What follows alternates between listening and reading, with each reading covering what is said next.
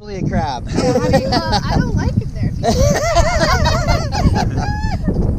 Wow, That's hairy, crazy. camouflaged crab. I know. He was walking.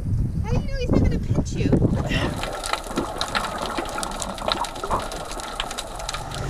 Captain Tom at the helm. So if there's any assignment of blame, we know who was actually at the wheel.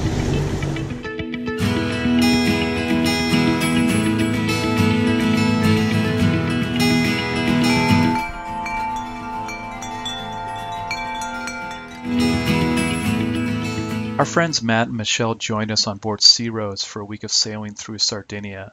We started off in the popular cruising grounds of the La Maddalena Islands, a marine reserve centered around the town of La Maddalena, a charming village in which we reprovisioned and had a chance to enjoy some of the views of the local fishing fleet. But to really see La Maddalena, you need to get out to the outer islands.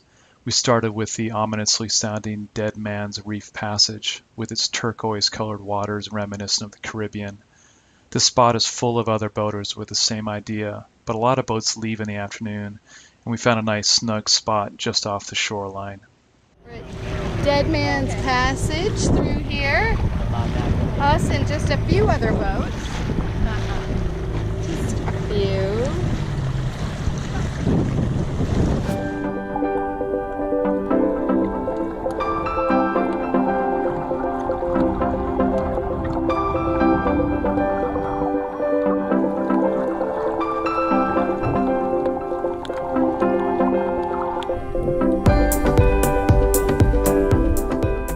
We were surprised to find a floating restaurant nearby made from an old car ferry. After cleaning up from our snorkeling, we dinghied over for cocktails, being the only patrons after their busy lunch hour. We took in the sweeping views and the comfortable sand floor, squeezing between our toes. But after we left, they promptly raised anchor and motored right out of the harbor, apparently looking for well-heeled dinner guests at some other anchorage. It was all good as we pushed on ourselves to Calas, better known as Tahiti Bay. Having never been to Tahiti, we couldn't compare, but this was a sunny, calm spot perfect for swimming. Yeah.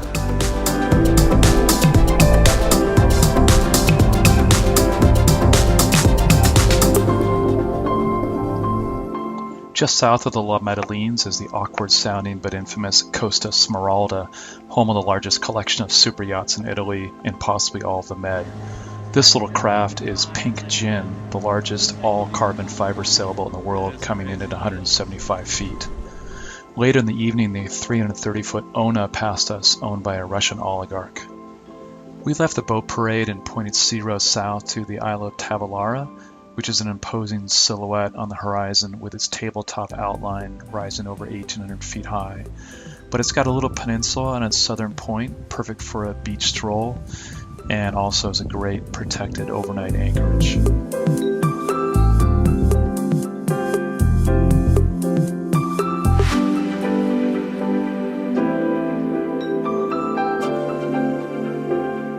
We put Tavolara to our stern and anchored in Cala Liberato, which, despite a beautiful sunset, served us with 4 hours of non-stop thunderstorms and crazy high winds, the worst weather we had all summer, but that's a tale for another time. We dried up and continued south to Cala Gunone. This is called the Blue Grotto, and it's near Cala Gunone on the eastern coast of Sardinia. Cala Gunone is down there, and we're coming by here to check it out, and we'll probably go back to Gunone for the evening. But they've got a bridge going across over here for people to walk along and step down from above. And it appears to be like a dock, maybe a dinghy dock in there that you can take a dinghy into. So we're going to check this out and anchor up and figure out what we got. Oh, looks like a serpent head. Yeah. All right. Oh, wow. Jeez. Look at this. Oh, good. Buongiorno. You speak English? A little bit? This is our first time here. What is the process? What? This is first time, maybe the first time. Because this afternoon is closed. The gate is closed. Yeah. If you want to come tomorrow, you can come tomorrow for visit. What time would it be? Could we pay you this afternoon to give us a tour? as you have heard before.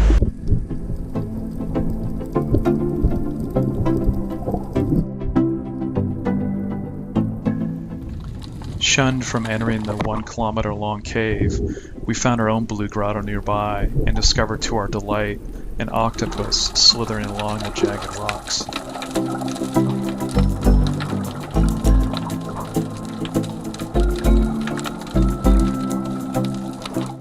Followed by a few flounder hiding in the sandy bottom.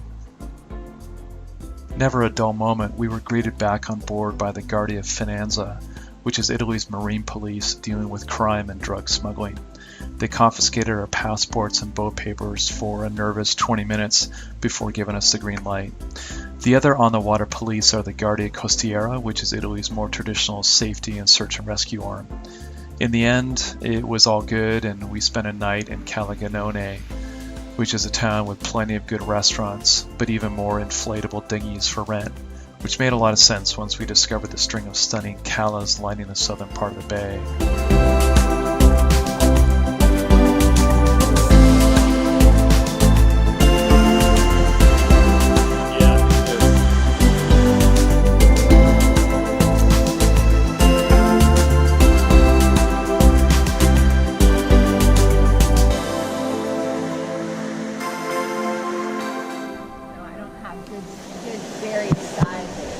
There we go. Ooh.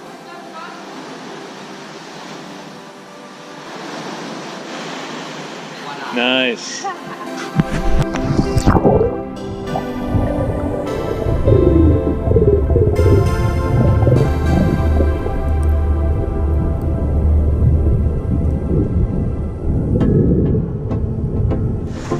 What was this Cala Sistemi is the area? Sassani. Sassini. So we're about to enter the cavern. If we don't come out, this is our only visual record. You'll know exactly where to find us. Captain Tom at the helm. So if there's any assignment of blame, we know who was actually at the wheel. We're going in.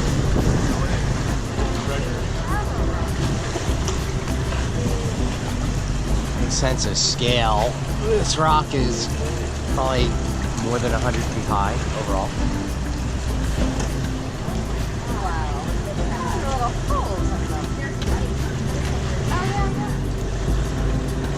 This shelf here that's hanging.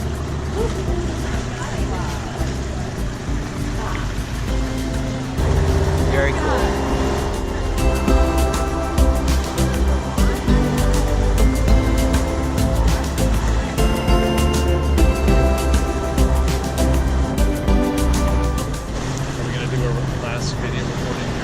Yes.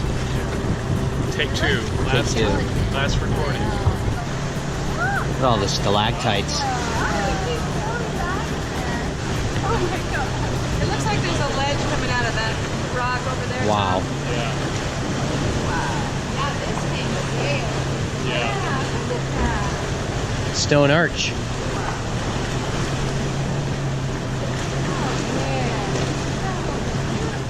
This cave was so enticing, I jumped overboard to check out the views under the surface. But there was no time to linger, as I was soon replaced by a tour boat wedged into the same cove, guided by a gutsy captain. You might recall this is the same country of thrill-seeking captains that produced the Costa Concordia disaster back in 2012. It's not gonna fit. I don't think so.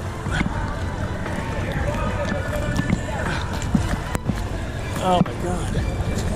That is nuts. What's he doing? Jesus. Wow. That is unbelievable. He's still going in. Yeah. Unbelievable. The fun part of this cala circuit was that each spot had its own vibe as well as geology. Last words from Goodbye, Tom Thomas. Gourmet. Oh my god, it's steep here. Love you.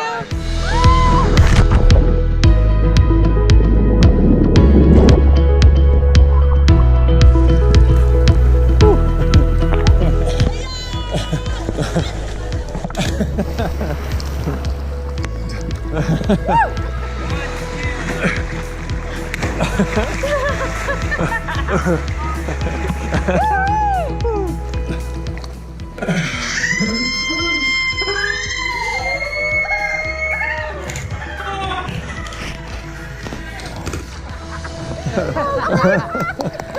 right. That was a great day. We need to pull that up on camera. I'm sure mine was that way too. We'll do that in slow-mo.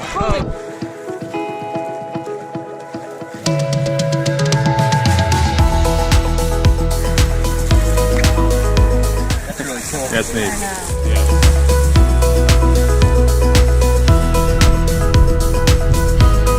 From the white pebble beaches to the towering white and tan cliffs above us, this was our very own geology picture book.